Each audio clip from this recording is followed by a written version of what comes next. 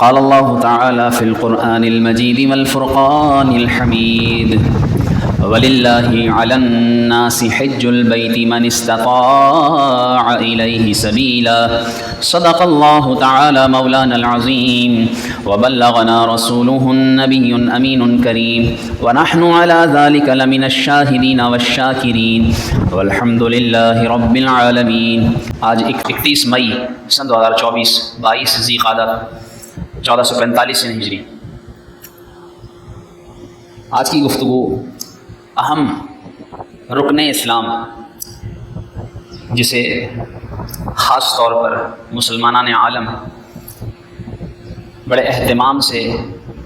اللہ کی رحمت اور اس کے فضل سے ادا کرتے ہیں، جنہیں اللہ تعالیٰ سعادت عطا فرماتا ہے۔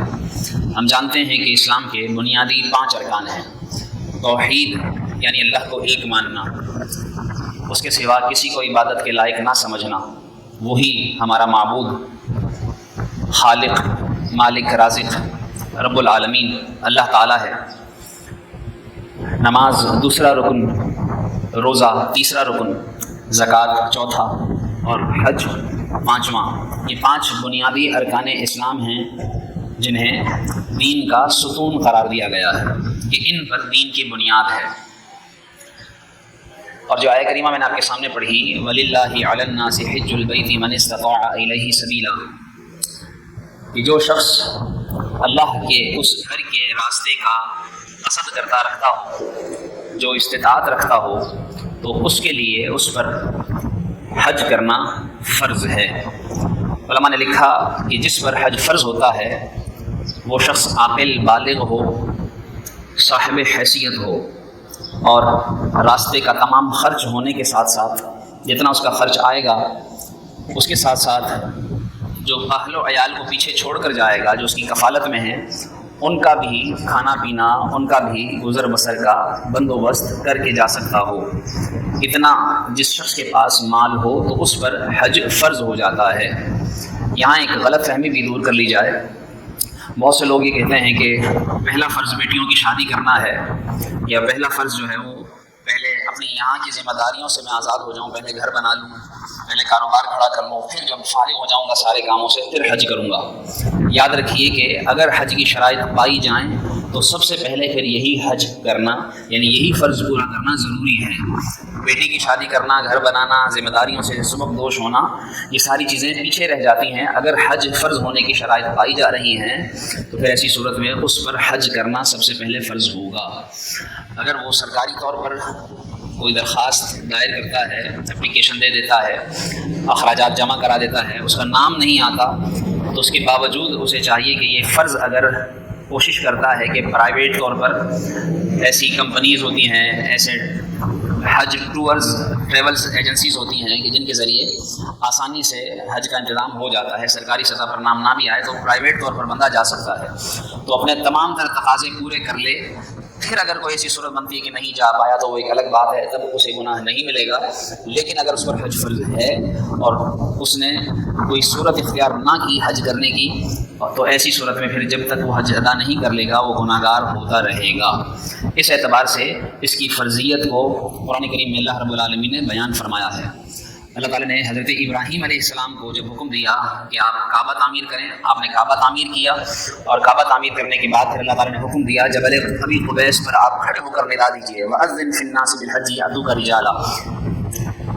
کہ آپ اعلان کیجئے اس بات کا کہ لوگ حج کرنے آئیں۔ کتابوں میں لکھا ہے کہ اللہ تعالیٰ نے حضرت ابراہیم علیہ السلام کی اس ندا کو اتنی قوت عطا فرمائی کہ تا حشر آنے والی روحوں تک وہ آواز پہنچائی گئی، اور جس کے نصیب میں ایمان لانے کے بعد حج کرنا تھا ان تمام روحوں نے لبیک کہا، اور اللہ رب العالمین نے ان لبیک کہنے والی روحوں کے مقدر میں حج کو ثابت فرما دیا۔ جس روح نے جتنی مرتبہ لبیک کہا اللہ تعالیٰ اسے زندگی میں اتنی مرتبہ حج کرنے کی سعادت عطا فرمائے گا۔ اس طرح یہ حج کی فرضیت کا حکم اللہ تعالیٰ نے گویا رسول اللہ صلی اللہ علیہ وسلم کو بھی دیا قرآن کریم میں۔ اس لیے فرمایا کہ آپ اعلان کیجئے لوگوں کو کہ وہ پیدل حج کرنے آئیں یا سواریوں پر، چاہے وہ سواریاں یعنی اونٹنیاں کمزور ہی کیوں نہ ہوں، اور وہ دور دور سے آئیں، ان کا آ کر کام کیا ہو کہ وہ حج کریں، دوسرا یہ کہ آ کر وہ اپنے فائدے کو پہچان لیں، اور پھر وہ اللہ کے مقرر کردہ ایام میں اللہ کا نام لیں، اس لیے کہ اللہ تبارک و تعالیٰ نے انہیں جانوروں کے ذریعے رزق عطا فرمایا ہے۔ تو اس طرح یہ حج کرنے کا حکم قرآن کریم میں دیا گیا ہے۔ رسول اللہ صلی اللہ علیہ وآلہ وسلم کے الفاظ یہ بھی ہیں کہ من حج للہ لم یرفس ولم یفسق رجع کیوم ولدتہ امہ، کہ جو شخص اللہ کی خاطر حج کرتا ہے اور وہ کوئی گناہ نہیں کرتا، کوئی ایسا کام جس سے منع کیا گیا ہو وہ نہیں کرتا، تو جب وہ حج کر کے واپس آتا ہے تو گناہوں سے ایسا پاک ہو جاتا ہے جیسے آج ہی وہ اپنے ماں کے پیٹ سے دنیا میں پیدا ہوا ہو۔ حاجی کو اللہ رب العالمین گناہوں سے پاک کر دیتا ہے۔ اسے حج اکبر ارشاد فرمایا گیا۔ علماء نے لکھا ہے اس لیے کہ عمرہ چھوٹا حج ہے، وہ حج اصغر کہلاتا ہے، اور حج جو فرض عبادت کے طور پر کیا جاتا ہے یہ حج اکبر کہلاتا ہے۔ اور جس سال رسول اللہ صلی اللہ علیہ وسلم نے حج فرمایا وہ جمعے کا دن تھا، اس لیے خاص طور پر جب 9 ذوالحجۃ الحرام جس دن حج کیا جائے، اگر مکے میں وہاں جمعے کا دن ہو اور اس دن حج ادا کیا جائے تو وہ حج اکبر کہلاتا ہے۔ حج اکبر کیوں ہو جاتا ہے؟ اس لیے کہ وہ دن مناسبت لے جاتا ہے رسول اللہ صلی اللہ علیہ وسلم کے حج کرنے کے دن سے، اس لیے علماء اسے حج اکبر قرار دیتے ہیں۔ آپ صلی اللہ علیہ وسلم نے فضائل میں یہ بھی ارشاد فرمایا العمرۃ الی العمرۃ کفارۃ لما بینہما والحج المبرور لیس له جزاء الا الجنہ۔ فرمایا ایک عمرہ بندہ کرتا ہے، اس کے بعد دوسرا عمرہ کرتا ہے، تو 2 عمروں کے درمیان جتنے گناہ اللہ تعالیٰ کے اس بندے سے صادر ہو جاتے ہیں اللہ تعالیٰ معاف فرما دیتا ہے، اور مقبول حج کی جزا سوائے جنت کے اور کچھ نہیں۔ اللہ تعالیٰ مقبول حج کی جزا جنت کے طور پر عطا فرمائے گا۔ یہ بھی ارشاد فرمایا حج کرو غنی ہو جاؤ گے، اور سفر کرو صحیح ہو جاؤ گے۔ تابعوا بین الحج والعمرۃ فانہما ینفیان الفقر والذنوب کما ینفی الکیر خبث والذهب خبث الحدید والذهب والفضہ۔ آپ صلی اللہ علیہ وسلم نے ارشاد فرمایا کہ حج عمرہ کرتے رہو، کیونکہ جس طرح آگ لوہے اور سونے چاندی کے میل کو دور کر دیتی ہے، فرمایا اسی طرح حج اور عمرہ بندے سے فقر کو اور اس کے گناہوں کو دور کر دیتے ہیں۔ یعنی حج عمرہ کرنے والا اللہ کی رحمت سے غنی ہو جاتا ہے۔ یہ بھی ارشاد فرمایا الحاج یشفع فی 400 اہل بیت او من اہل بیتہ۔ ارشاد فرمایا جب حاجی حج کرتا ہے تو اللہ تبارک و تعالیٰ قیامت کے دن اس کے خاندان والوں میں سے 400 لوگوں کے حق میں اس کی شفاعت کو قبول فرمائے گا، 400 لوگوں کو حاجی بخشوائے گا۔ ارشاد فرمایا صرف اور صرف حاجی کی اور اس کے خاندان والوں کی ہی نہیں، بلکہ یہاں تک فرمایا گیا یغفر للحاج ولمن استغفر له الحاج۔ فرمایا جو حاجی حج کرتا ہے اس کی تو بخشش ہوتی ہی ہے، حاجی کسی اور کے لیے اگر مغفرت کی دعا کر دیتا ہے اللہ تعالیٰ اسے بھی بخشش عطا فرما دیتا ہے۔ یہ حاجی کی حج کی برکات ہیں۔ آپ صلی اللہ علیہ وسلم نے ارشاد فرمایا میری امت کے ضعیفوں کا جہاد حج ہے، اور حج کے اندر یہ خاص طور پر رسول اللہ صلی اللہ علیہ وسلم نے یہ ارشاد فرمایا کہ حج کیا جائے تو حلال مال سے، کیونکہ فرمایا اذا قال الملبی لبیک، کہ جب تلبیہ کہنے والا کہتا ہے لبیک وعنده مال حرام قیل له لا لبیک، لیکن اگر اس کا حرام مال ہو، بعض لوگ ایسے بھی ہوتے ہیں حرام کماتے ہیں ساری زندگی اور پھر وہ مال جمع ہو جاتا ہے تو پھر حج کرنے چل پڑتے ہیں اسی حرام مال سے، جو پھر کہتے ہیں کہ بلی سوچو ہے کھا کے حج کو چلی، یہ الفاظ کہے جاتے ہیں۔ تو اس طرح مال حرام کما کر حج کرنا جس کے اوپر وعید ہے، جب وہ حرام مال کے ساتھ حج کرتا ہے تو جب لبیک کہتا ہے اسے کہا جاتا ہے لا لبیک ولا سعدیک حتی ترد ما فی یدیک، یہاں تک کہ تیری کوئی لبیک، تیرے لیے کوئی سعادت مندی نہیں ہے جب تک جو تیرے پاس لوگوں کا بٹورا ہوا مال ہے جب تک تو واپس نہ کر دے، وہ واپس کرے گا تو تیرا حج اور تیری لبیک قبول ہوگا۔ معلوم ہوا کہ انسان کی عبادتیں بھی تب قبول ہوتی ہیں جب انسان حلال کھاتا ہے، حلال کماتا ہے۔ اسی لیے علماء نے لکھا کہ اگر کوئی شخص دیکھتا ہے کہ اس کی دعائیں قبول نہیں ہو رہی، اپنے رزق پر غور کرے، کہیں نہ کہیں اگر وہ حرام کما رہا ہے جس کی نحوست کی وجہ سے اس کی دعا قبول نہیں ہوتی، اپنے مال کو اپنے رزق کو حلال کر لے، اللہ تبارک و تعالیٰ اس کی دعائیں قبول فرما لیتا ہے۔ تو حلال کی برکت سے دعائیں بھی قبول ہوتی ہیں۔ اور علماء نے یہ بھی لکھا کہ پھر آپ کا بھی خیال رکھے، جب حج کرنے جائے خاص طور پر جن لوگوں کی امانتیں لے رکھی ہیں وہ امانتیں واپس کرے۔ اگر کسی کو راضی کرنا، کسی سے اجازت لینا ضروری ہے، جیسے اگر والدین ہیں تو والدین سے اجازت لے کر حج کو جائے اور انہیں راضی کرے، اور وہاں جا کر بھی جتنی احرام کی پابندیاں ہیں جیسا کہ فرمایا گیا لم یرفس ولم یفسق، کہ وہاں پر کوئی ایسی گندگی نہ کرے کہ جو گناہ کہلاتی ہو، کوئی ایسا فسق نہ کرے جو حرام کبیرہ گناہ ہو. فرمایا اس لیے کہ غیر محل الصید وانتم حرم، کہ تم اس طرح سے حج کرو کہ احرام کی حالت میں ہو تو کسی سی چھوٹی سی چیز کو بھی تمہیں مارنا منع ہے، یہاں تک کہ جوں مارنا بھی حالت احرام میں منع ہے کہ اس سے بھی دم لازم آ جاتا ہے. تو اتنے آداب کا لحاظ رکھنا یہ ضروری ہو جاتا ہے. اور پھر آپ صلی اللہ علیہ وآلہ وسلم نے حج کی اقسام بھی بیان فرمائی ہے. علماء لکھتے ہیں بہت سے لوگوں نے صرف حج سنا ہوگا کہ حج ہوتا ہے، لیکن حج بھی 3 طرح کا ہوتا ہے. ایک ہے حج افراد، دوسرا ہے حج تمتع، تیسرا ہے حج قران. یہ اس لیے بیان کر رہا ہوں کہ یہ ہمارا بنیادی رکن ہے، اسلام کا بنیادی ایک ایسا رکن ہے جس کو ماننا فرض ہے اور اس کا انکار کرنا کفر ہے، اور اگر اسے کوئی جان بوجھ کر ترک کرتا ہے تو گناہ کبیرہ ہے. اس لیے اس کے بارے میں ہمیں جاننا چاہیے. اگرچہ ہم پر حج فرض نہیں ہوا، کتنے ایسے لوگ ہیں یعنی دنیا کے اندر ارب سے زیادہ مسلمان ہیں اور حج شاید ہی مخصوص لاکھوں یا حد سے حد کسی 1 آدھ 1.5 2 کروڑ لوگوں پر فرض ہوتا ہوگا، لیکن ان میں سے بھی کتنے لوگ حج ہو جاتے ہیں، خوش نصیب ہی ہیں جنہیں بلایا جاتا ہے. اس لیے جن لوگوں پر حج فرض ہوتا ہے انہیں یہ جان لینا چاہیے کہ یہ بھی رب تعالیٰ کا فرض کردہ ایسا حکم ہے جو عبادت کے طور پر بجا لانا ضروری ہے. اس لیے ہمیں اس کی معلومات ہونی چاہیے. علماء نے لکھا ہے کہ حج افراد یہ ہے کہ کوئی شخص صرف حج کا احرام باندھے اور پھر 2 رکعت نفل ادا کر کے یہ نیت کرے کہ یا اللہ میں تیری خاطر حج کو جا رہا ہوں. اس طرح صرف حج کا احرام باندھ کر نیت کرنا یہ حج افراد کہلاتا ہے. دوسری قسم حج تمتع ہے کہ جس میں پہلے وہ عمرے کی نیت سے احرام باندھتا ہے،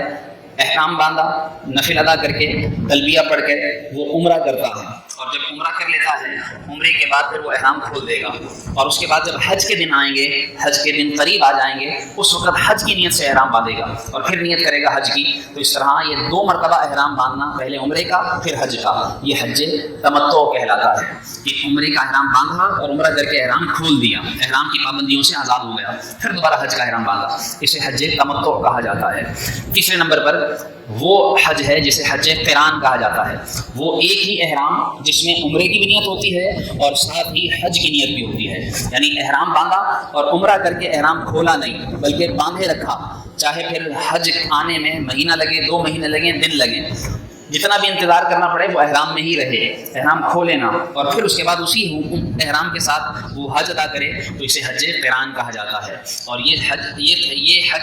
قران یہ سب سے افضل ہے. اس لیے یہ 3 قسمیں علماء نے بیان کی ہیں، ہمیں یہ بھی معلوم ہونا چاہیے. یہ اس لیے بیان کر رہا ہوں کتنے حاجی ایسے ہوتے ہیں، جس طرح کتنے نمازی ایسے ہوتے ہیں جو نماز پڑھ کر چلے جاتے ہیں جنہیں نماز کے فرائض، واجبات، مفصلات تک نہیں پتہ ہوتے. ایسے ہی کتنے حاجی حج کر کے آ جاتے ہیں، ان سے پوچھا جائے کہ حج کے واجبات کتنے ہیں، نہیں پتہ ہوتا. ان سے پوچھا جائے کہ حج کرنے میں کیا کیا ضروری ہے، حج کی ترتیب کیا ہے. جو حاجی حج کر کے بھی آ جاتے ہیں تو انہیں بھی بسا اوقات حج کرنا بھول جاتا ہے کہ حج میں پہلے کیا ہوگا، پھر کیا ہوگا، پھر کیا ہوگا. تو اس لیے یہ ایک ایسی عبادت ہے جو کرنے سے ہی آتی ہے اور سیکھنے سے ہی آتی ہے. عبادتیں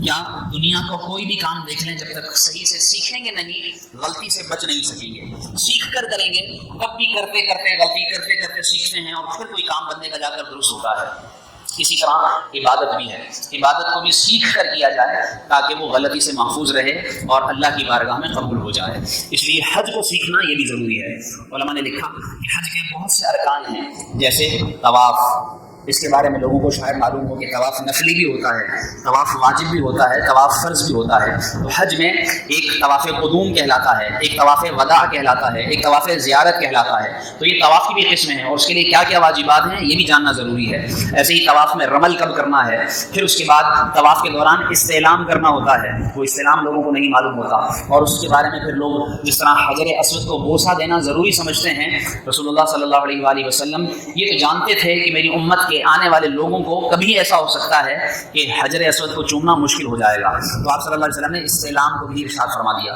کہ دور سے حجر اسود کی طرف یوں ہاتھ کر کے اسے چومنا، ہاتھوں کو ہی چومنا، یہ استعلام کہلاتا ہے. اور یہ طواف کے ہر چکر پر کرنا ہوتا ہے. تو یہ بھی ایک حج کے دوران ایسا عمل ہے جسے بار بار کیا جاتا ہے. پھر مقام ابراہیم، جس کا اللہ تعالیٰ نے قرآن کریم میں ذکر فرمایا واتخذوا من مقام ابراہیم مصلی، کہ مقام ابراہیم کو نماز کی جگہ بناؤ. اور یہ مقام ابراہیم کون سا مقام ہے؟ وہ پتھر ہے جس پر کھڑے ہو کر ابراہیم علیہ السلام نے کعبے کو تعمیر فرمایا تھا،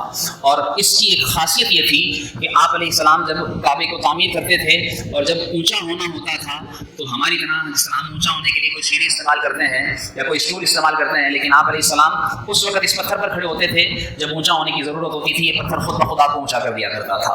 اور جب اترنا ہوتا تھا یہ پتھر خود بخود نیچے ہو جایا کرتا تھا۔ اس پتھر پر آپ کے نشان ثبت ہیں۔ آج بھی کعبے کے سامنے جو سنہری سا ایک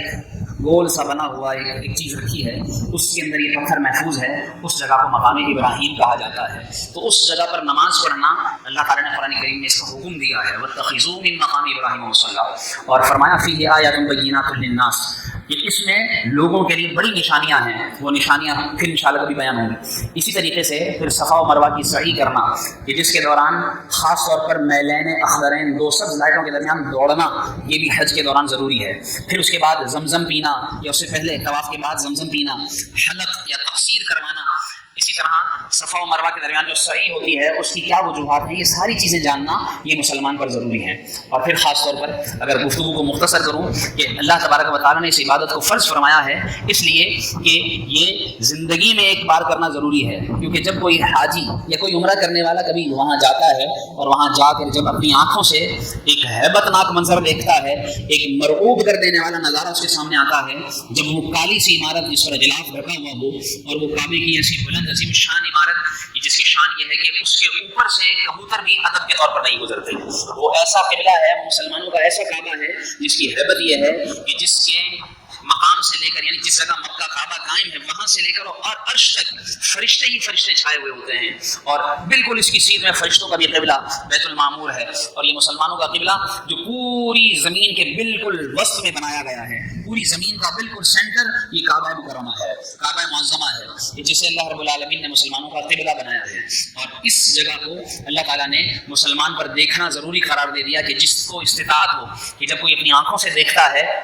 تو اسے دیکھ کر اسے یقین ہو جاتا ہے کہ واقعی رب العالمین کی یہ ایسی نشانی ہے جس کے بعد اس کا دل گواہی دیتا ہے کہ ہے کوئی ایسا رب اور ہے واقعی اسلام ایسا سچا دین، ایسا مذہب کہ جس کو میں مانتا ہوں، اور پھر اس کا یقین بڑھ جاتا ہے، اس کا ایمان مضبوط ہو جاتا ہے۔ جنہوں نے کعبہ دیکھا ہے، جنہوں نے صفا و مروہ کو دیکھا ہے، جسے اللہ تعالیٰ نے ان الصفا والمروہ من شعائر اللہ، کہ بے شک صفا و مروہ یہ اللہ کی نشانیاں ہیں، اس طرح کہ جب انسان ان چیزوں کو دیکھتا ہے، جا کر اپنی آنکھوں سے محسوس کرتا ہے تو اس کا دل ایمان کے ساتھ مضبوط ہو جاتا ہے۔ اس لیے ہمیں یہ دعائیں کرنی چاہیے کہ اللہ تعالیٰ ہمیں یہ جگہیں اور خاص طور پر مکہ مکرمہ، کعبہ معظمہ، وہاں کی یہ ساری نشانیاں اپنی آنکھوں سے اللہ تعالیٰ ہمیں دیکھنا نصیب کرے۔ اور جو حج کرتے ہیں ان کے لیے علماء نے لکھا خاص طور پر فضیلت کے طور پر کہ رسول اللہ صلی اللہ علیہ وسلم سے جب صحابہ نے پوچھا یا رسول اللہ کیا ہر سال حج فرض ہے، آپ خاموش رہے۔ پھر پوچھا کیا ہر سال حج فرض ہے، آپ خاموش رہے۔ تیسری بار بھی پوچھا تو آپ صلی اللہ علیہ وسلم خاموش رہے، اور پھر فرمایا اگر میں تمہارے بار بار پوچھنے پر ہاں کہہ دیتا تو اللہ تبارک و تعالیٰ ہر سال تم پر حج فرض فرما دیتا۔ اس لیے تمہیں چاہیے کہ جو بیان کیا جائے اسی کو سمجھا کرو، اسی پر عمل کیا کرو۔ امام اہل سنت نے کیا لکھا، وہ زبان جس کو سب کن کی کنجی کہیں اس کی نافذ حکومت پہ لاکھوں سلام۔ اور غنی یعنی زندگی میں ایک مرتبہ حج کرنا، کہ جو غنی مالدار بھی ہو اس پر زندگی میں ایک دفعہ حج کرنا فرض ہے۔ اور علماء نے لکھا ہے مستحب اس کے لیے ہے کہ 5 سال کے بعد اگر اللہ تعالیٰ نے اسے مال دیا ہے تو ہر 5 سال کے بعد حج کرے، اور اگر خود حج نہ کرے یعنی حج فرض کر لینے، جو حج فرض ہوا اس پر وہ ادا کر دیا، اس کے بعد اگر خود نہیں جاتا تو کسی اور کو حج بدل کرائے اپنے والدین کی طرف سے، کسی ایسے شخص کی طرف سے کہ جو جا نہیں سکتا، یعنی اس کے پاس مال تو ہے لیکن وہ ایسا معذور ہے کہ حج نہیں کر پا رہا، تو وہ حج بدل کرائے۔ رسول اللہ صلی اللہ علیہ وسلم نے ارشاد فرمایا جو کوئی حج بدل کراتا ہے اللہ تبارک و تعالیٰ حج بدل کے طور پر جا کر حج کرنے والے اور جس نے بھیجا اس کی اور جس کی طرف سے حج کرایا، اللہ تعالیٰ ان تینوں کی بخشش فرما دیتا ہے، تینوں کی مغفرت کر دیتا ہے۔ تو یہ حج بدل کی برکات ہیں، اس لیے ہمیں حج کے خاص طور پر اس عبادت کا اہتمام کرنا چاہیے۔ جسے اللہ نے نوازا ہے وہ یہ حج ادا کرے۔ حج کا موسم آ رہا ہے، ہم دعائیں کریں کہ اللہ تعالیٰ ہمیں ان حجاج کے صدقے ہمیں بھی حج کی سعادت نصیب فرمائے۔ حج کے مقاصد مختصراً سمجھ لیجئے۔ سب سے اس کا پہلا مقصد ہے کہ اللہ کی رضا حاصل کی جائے، کیونکہ ہر عبادت اللہ کی خاطر ہے۔ ہم نماز پڑھیں، روزہ رکھیں، زکوٰۃ دیں، حج کریں، اب قربانی کریں گے، یہ صرف اللہ کی خاطر ہو، اللہ کو راضی کرنے کے لیے ہو، دکھانے کے لیے نہ ہو۔ اس میں ریاکاری کی نیت نہ ہو، بلکہ یہ نیت ہو کہ یا اللہ تیرا حکم ہے اور میں تیری بندگی کرنا چاہتا ہوں، میں تجھے راضی کرنا چاہتا ہوں، تجھے راضی کرنے کے لیے تیرے حکم پر عمل کر رہا ہوں۔ پہلا مقصد رضا الہی۔ دوسرا کہ جب مسلمان اتنا بڑا اجتماع جہاں حجاج جمع ہوتے ہیں اور لاکھوں مسلمان ایک ساتھ جب ایک صدا کہتے ہیں تو اللہ تبارک و تعالیٰ ان مسلمانوں کے اندر یگانگت عطا فرماتا ہے، اور وہاں پر جب اجتماعی خطبہ ہوتا ہے اس اجتماعی خطبے کے لیے دنیا بھر کے مسلمانوں کو پیغام پہنچایا جاتا ہے۔ ہم لوگ خبریں سنتے ہیں، ہم لوگ اور دیگر خبروں کی طرف پوری توجہ رکھتے ہیں، لیکن ہم کیا ہر سال ہونے والے خطبہ حج کو سن کر اس کو سمجھ کر اس کو عمل کرنے کی نیت اس پر کرتے ہیں، کوشش کرتے ہیں؟ نہیں، مسلمانوں کو تو یہ بھی نہیں پتہ چلتا کہ حج کا خطبہ کیا ہوا، اس میں کہا کیا گیا۔ اس کے اندر سارے مسلمانوں کو ایک آفاقی پیغام دیا جاتا ہے، سب کو ایک ہونے کا درس دیا جاتا ہے، اور وہ خطبہ حج جو رسول اللہ صلی اللہ علیہ وسلم نے حجۃ الوداع کے موقع پر خطبہ حجۃ الوداع ارشاد فرمایا، تو وہ خطبہ اب بھی ہر سال جب حج میں دیا جاتا ہے تو ہمیں اس کو سننا چاہیے، اس کو سمجھنا چاہیے، اس لیے کہ اس میں مسلمانوں کی خاص طور پر حالات کو بیان کیا جاتا ہے۔ اب اس دور میں اگر فی زمانہ دیکھا جائے تو اب وہ مسلمانوں کی حالت ہو چکی ہے کہ جس میں مسلمانوں کو توڑ دیا گیا ہے، جہاں مسلمان جو 56 ممالک ہونے کے باوجود اب بڑھ چکے ہیں، ان کی فکریں الگ الگ ہو چکی ہیں۔ ہم تو ایسے تھے کہ جو اب اتنے یعنی 1 ارب سے زیادہ ہونے کے باوجود بھی اب ہمارے درمیان ایکا نہیں رہا، ورنہ ہم وہ تھے جو 313 ہو کر بھی پورے کفر کی آنکھوں میں آنکھیں ڈالنے والے تھے، ہم تو وہ تھے کہ جو سارے کفر کو یکدم ہلا کر رکھ دینے والے تھے۔ لیکن افسوس آج تو مسلمان کی حالت یہ ہے کہ دیکھ مسجد میں شکست رشتہ تسبیح شیخ، بت قدے میں برہمن کی پختہ زناری بھی دیکھ، جاگ چاک کر دی ترک نادان خلافت کی قبا، ساری مسلم سادگی مسلم کی دیکھ اور اوروں کی عیاری بھی دیکھ۔ ہم دوسروں کی عیاریاں دیکھیں کہ کیا مسلمانوں کے ساتھ کر رہے ہیں، اور مسلمانوں کا حال کہ اسی کشتی کو ہے خلاف خوف تم صد حیف منہ موڑ دیے تھے جس نے بڑھتے ہوئے طوفانوں کے۔ مسلمان کو چاہیے کہ مسلمان ایک ہوں اور اس آفاقی پیغام کو سمجھتے ہوئے زندگی گزارنے کی کوشش کریں۔ اور پھر تیسرا مقصد اس کا یعنی حج کا مساوات کا عملی اظہار۔ قرآن کریم میں اللہ تعالیٰ نے ارشاد فرمایا ان اکرمکم عند اللہ اتقاکم، تمہارے میں سے اللہ کے نزدیک سب سے زیادہ برگزیدہ پسندیدہ وہ ہے جو زیادہ تقوی والا ہے۔ لیکن افسوس کہ آج مسلمان ایک صف میں بھی کھڑے ہو کر دلی طور پر ایک نہیں ہو پاتے، ایک دوسرے کے خلاف نفرتیں بھری ہوئی ہوتی ہیں، ایک دوسرے کے خلاف دشمنی رکھے ہوئے ہوتے ہیں۔ اسود نامی صحابی جن کے بارے میں آتا ہے کہ یہ جنگ احد میں جنگ خیبر میں جب رسول اللہ صلی اللہ علیہ وسلم کے خلاف یہودی جنگ کی تیاری کر رہے تھے تو یہ اس وقت تک کافر تھے اور بکریاں چراتے تھے کسی یہودی کی۔ اس نے ان یہودیوں سے پوچھا کہاں کی تیاری ہے؟ ان یہودیوں نے کہا کہ مسلمانوں کا ایک نبی ہے، اس کے خلاف جہاد کی تیاری ہے۔ اس نے کہا اچھا ان کے خلاف لڑنے جا رہے ہو؟ اس کے دل میں شوق پیدا ہوا کہ جا کر دیکھوں تو کہ کون سا مسلمان ہے، اور یہ شخص جو بکریاں چرانے والا تھا یہ بکریوں سمیت رسول اللہ صلی اللہ علیہ وسلم کی بارگاہ میں پہنچ گیا، اور رنگ کا بالکل سیاہ تھا، بالکل کالا تھا، اور جب یہ حضور علیہ السلام کی بارگاہ میں پہنچا اور آپ صلی اللہ علیہ وسلم نے اسے اسلام کی دعوت پیش کی تو اس نے کہا اگر میں مسلمان ہو جاؤں تو مجھے کیا ملے گا؟ آپ صلی اللہ علیہ وسلم نے ارشاد فرمایا جو رتبہ اللہ رب العالمین نے مسلمانوں کے اندر رکھا ہے کہ سب ایک ہو جاتے ہیں، پھر جب تو مسلمان ہو جائے گا تو تیرے مسلمان ہونے کے بعد جب ابو بکر بھی اور عمر بھی اور یہ بڑے بڑے صحابہ بھی ایک ساتھ مسجد میں ہوں، لیکن پہلی صف میں اگر پہلے تو آئے گا تو پھر کسی کو حق نہیں ہوگا کہ ابو بکر بھی تجھے پیچھے کر سکے، تو ان مسلمانوں کے برابر آ کر کھڑا ہو جائے گا۔ اس نے کہا اچھا ایسا اسلام ہے جو اتنا برابری کا حق دیتا ہے؟ مسلمان ہو گیا، اور مسلمان ہونے کے بعد یہ صحابی ہو کر اسی وقت مسلمانوں کی طرف سے شریک ہوا جنگ میں، کافروں کے خلاف لڑا، خلاف لڑتے لڑتے شہید ہو گیا۔ آپ صلی اللہ علیہ وسلم کی بارگاہ میں جب اس کا جنازہ لایا گیا، اس کی لاش لائی گئی، آپ صلی اللہ علیہ وسلم نے فرمایا اس کا کالا چہرہ دیکھتے ہو، اللہ رب العالمین نے اسے جنت میں 2 حوریں عطا فرمائی ہیں اور اس کے چہرے کو نور سے روشن کر دیا گیا ہے۔ اور دیکھو صرف مسلمان ہوا ہے، سوائے ایمان اور سوائے جہاد کے اس نے کچھ نہیں کیا، لیکن چونکہ اس نے چہرہ میرا دیکھا ہے اور ایمان لا کر کلمہ پڑھا ہے، اللہ تعالیٰ نے اسی عمل کی وجہ سے اسے جنت عطا فرما دی ہے۔ تو یہ ہے مسلمانوں کا مساوات کا درس۔ ڈاکٹر اقبال نے خوب کہا ہے اسود از توحید المرمی شود خویش فاروق و ابو ذر می شود۔ فرمایا کہ اسود جب توحید یعنی ایمان لے آتا ہے تو پھر وہ ایسا مسلمان ہو جاتا ہے کہ وہ عمر فاروق اور ابو ذر کے برابر آ کر کھڑا ہو جاتا ہے۔ علماء لکھتے ہیں کہ حضرت فاروق اعظم رضی اللہ تعالیٰ عنہ تو بلال حبشی رضی اللہ تعالیٰ عنہ کو بھی اے میرے سردار کہہ کر پکارا کرتے تھے، حالانکہ وہ سیاہ رنگ تھے۔ اور کتابوں میں لکھا ہے کہ ابو ذر غفاری رضی اللہ تعالیٰ عنہ نے ایک مرتبہ حضرت بلال حبشی رضی اللہ تعالیٰ عنہ کو یہ کہہ کر پکارا او کالی ماں کے بیٹے، حضرت بلال حبشی نے یہ شکایت رسول اللہ کی بارگاہ میں کی کہ مجھے ابو ذر نے کالی ماں کا بیٹا کہا ہے، جس طرح آج ہم ایک دوسرے کو گالیاں دیتے ہیں، ایک دوسرے کو برے الفاظ سے پکارتے ہیں، آپ صلی اللہ علیہ وسلم دیکھیے مسلمانوں کا کتنا مرتبہ برابر کیا ہے۔ جب رسول اللہ کی بارگاہ میں شکایت پہنچی تو آپ صلی اللہ علیہ وسلم طیش میں آ گئے، غضب میں آ گئے، اور آپ نے فرمایا اس ابو ذر کو کہو کہ جن ماؤں نے مجھے دودھ پلایا اس میں سے ایک ام ایمن بھی تھی جس کا رنگ سیاہ تھا، وہ گوری نہیں تھی، اگر وہ ایسا تانا مارتا ہے تو اسے کہو کہ آئے جس طرح اس نے تجھے کالی ماں کا تانا دیا ہے، آ کر اپنے نبی کو بھی آ کر ایسا تانا دے۔ جب یہ بات حضرت ابو ذر غفاری کو پہنچی آپ شرمندہ ہوئے، شرمندہ ہو کر اسی وقت اپنا رخسار زمین پر لگا دیا اور کہنے لگے جب تک میں اپنا رخسار زمین سے نہیں اٹھاؤں گا جب تک بلال اپنا پاؤں میرے دوسرے گال پر نہیں رکھے گا۔ اور پھر حضرت بلال حبشی نے اپنا پاؤں ان کے دوسرے گال پر رکھا تو پھر ہی اٹھے اور پھر انہوں نے معافی مانگی۔ یہ ہے مسلمانوں کا مساوات اور معافی کا درس۔ آج ہم اس سے بہت دور ہو چکے ہیں۔ الغرض مسلمانوں کو چاہیے کہ اپنے ہر اعتبار سے جائزہ لیتے ہوئے ان عبادات کا جو پیغام ہے، ان پیغامات کو، ان دروس کو اور اس مقصد کو سمجھتے ہوئے اپنی زندگی گزاریں۔ اللہ کریم ہم سب کو یہ بنیادی عبادات یاد رکھنے اور ان کے مقاصد کو سمجھتے ہوئے ان کے مطابق زندگی گزارنے کی توفیق عطا فرمائے، اور اللہ تعالیٰ مسلمانوں کو ایک فرمائے۔ آمین بجاہ نبی امین صلی اللہ علیہ وسلم۔ وہ لطف زندگی پایا نہیں کرتے یادیں، مصطفیٰ سے دل کو بہلایا نہیں کرتے